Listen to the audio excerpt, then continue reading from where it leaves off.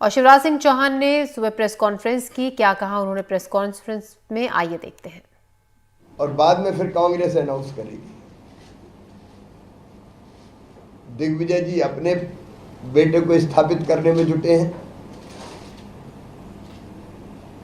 और पर्दे के पीछे इंडी गठबंधन तो बिखर ही गया है, कांग्रेस भी बिखर रही है और अब सफाई देनी पड़ रही है कि हम साथ साथ हैं। कांग्रेस के नेता तो जय वीरू की जोड़ी बता रहे हैं।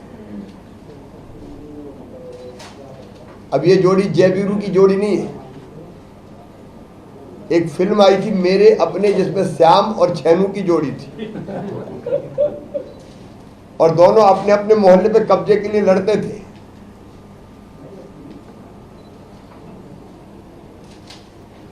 मित्रों, ये बिखरी हुई कांग्रेस कभी प्रदेश का भला नहीं कर सकती। भारतीय जनता पार्टी की सरकार के पहले बिंद ने कांग्रेस को सब कुछ दिया, लेकिन कांग्रेस ने बिंद को कुछ नहीं दिया। चाहे दिग्विजय सिंह जी के शासनकाल हो, उसके पहले कांग्रेस की सरकारें रही हो, विकास की दृष्टि से हमेशा पिछड़ा रखने का पाप अगर किसी ने किया है तो वो कांग्रेस पार्टी है। और अपने 1.25 साल के कार्यकाल में क्या किया कमलनाथ जी, बताएं विंध्य के लिए? कितनी बार विंध्य के दौरे किए, क्या दे दिया विंध्य को? हम हिसाब देने को तैयार हैं। विंध्य का जो विकास हुआ है भारतीय जनता पार्टी की सरकार में हुआ है। अपने सतनई को अगर देख लें तो अब ये बड़ा कस्बा नहीं, बढ़ता हुआ महानगर का स्वरूप धारण कर रहा है। मैं विस्तार से काम नहीं गिनाना चाहता, काम बोलते हैं।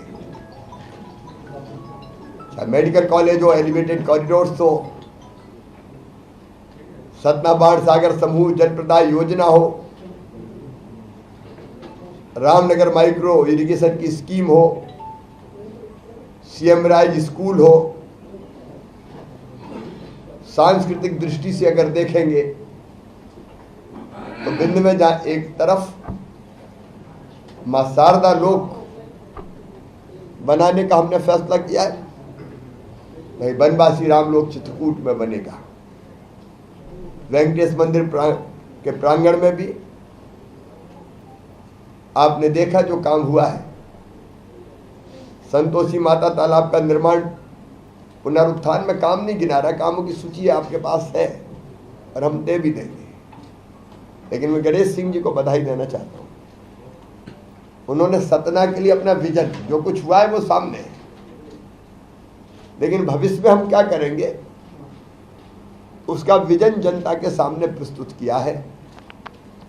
और विंध्य के लिए हमारी जो आगे की योजना है उसमें सबसे प्रमुख है, हम सतना में ग्लोबल स्किल पार्क बनाएंगे। अभी एक ग्लोबल स्किल पार्क बना है भोपाल में, सिंगापुर के सहयोग से बना है, जिसमें विश्व स्तरीय ट्रेनिंग बच्चों को दी जाती है।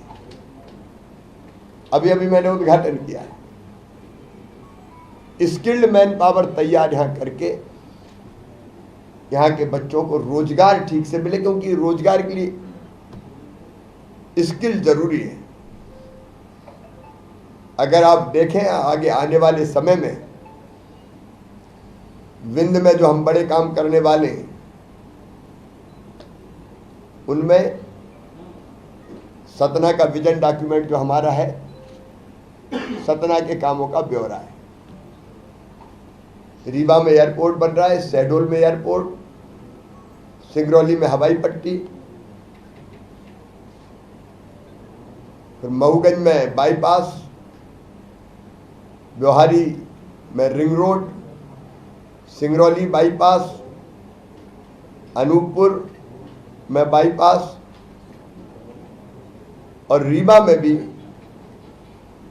बेला सिलपुरा रिंग रोड फेज 2 हम बनाएंगे। सिंगरौली में 122 करोड़ की लागत से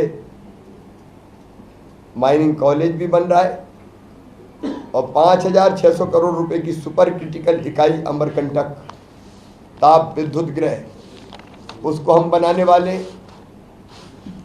सिंचाई में नर्मदा जी का पानी,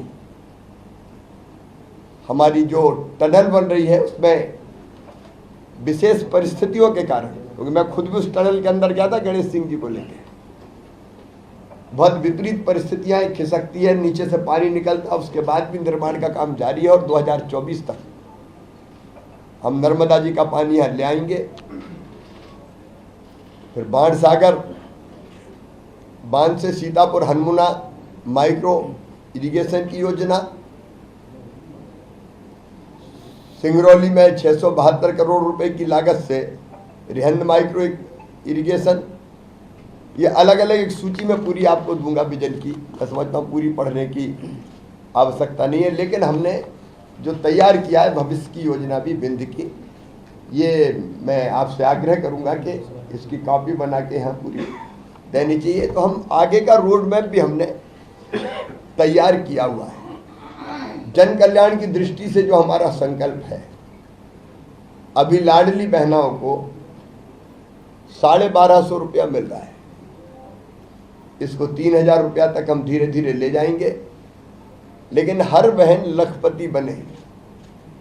और लखपति का मतलब है 1 लाख रुपए की आय साल भर में, मतलब 10,000, और ऐसी 15 लाख बहनें हम लखपति बना चुके हैं मध्य प्रदेश में, जिनको हम लखपति दीदी कहते हैं। असंभव नहीं है। हमारा संकल्प है कि घर का कामकाज करते हुए 10,000 रुपया मासिक आय हो, उसके लिए स्व सहायता समूहों का गठन करके अनेकों प्रकार के काम उनसे करवा के आय बढ़ाने का हमारा अभियान जारी है। हमारा एक संकल्प और है, प्रत्येक परिवार एक रोजगार। रोजगार शासकीय नौकरी हो सकता है, रोजगार मुख्यमंत्री सीखो कमाओ योजना के अंतर्गत हो सकता है, रोजगार मुख्यमंत्री उद्यम क्रांति योजना के माध्यम से स्वरोजगार की योजनाओं का हो सकता है। लेकिन हम इसको विजन मान के इस पे हम काम कर रहे हैं, और एक कोई भी भाई और बहन हमारा ऐसा ना रहे मध्य प्रदेश में जिसके पास अपने रहने की जमीन का टुकड़ा ना हो। मुख्यमंत्री भू आवासीय अधिकार योजना के अंतर्गत अभी लगभग हमने 4.5 लाख पट्टे बांटे हैं। किसी को भी बिना जमीन के नहीं रहने देंगे। और दूसरे जिनके नाम पीएम आवास योजना से छूट गए हैं, उनके लिए सीएम लाडली बहना आवास योजना बना के हर एक को पक्का मकान देने का लक्ष्य हमने निर्धारित किया है।